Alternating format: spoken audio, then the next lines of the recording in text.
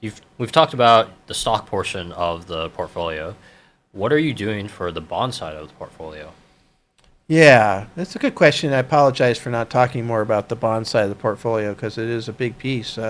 We have clients that have as much as 80% and 90% in the bonds and only 10 or 20 in the stock. We tend to talk about the stock market all the time just because it's more, there's more motion there and there's more happening as far as that goes.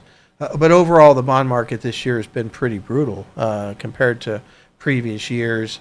I think the last show we had a question about kind of the parachutes, and the bond portion is supposed to be a parachute. And on that last show, I think at that time the total stock market index with Vanguard was down about 16, 17%, and the total bond market index with Vanguard was down about 12%, right?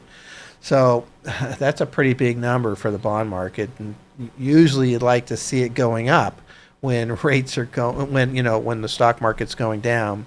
And that's not happening right now because bonds go the opposite direction of interest rates. And so when they're raising rates like they're doing now and these big numbers they're talking about, the bond market starts to come down. So we've done the same thing on the bond side that we've done on the stock side. We've reduced our exposure to the overall bond market and put the money in T-bills and ultra short-term bonds that are more stable and don't move really at that much at all. If anything, they maybe move up a little bit in this type of environment. And so we've reduced about 75 to 90% of our exposure to the bond market, which is more than we've reduced on the stock side, mainly because the people that are heavily into bonds are more conservative than the people that are heavily into our stocks within our practice.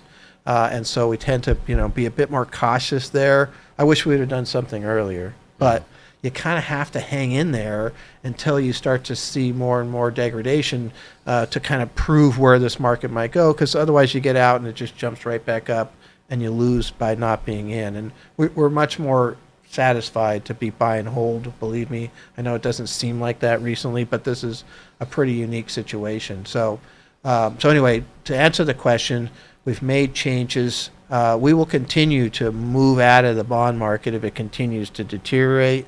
But bonds will bottom before stocks historically. And so one of the things to keep in mind when they raise rates, bonds pay more.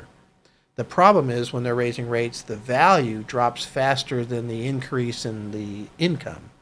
But eventually, when rates stabilize even a little bit, the value of the bonds will stabilize also, and now you're getting paid more, and so you can go from getting paid basically nothing because rates were so low to now getting paid, 3 to 5, 6% or whatever it might be once things stabilize.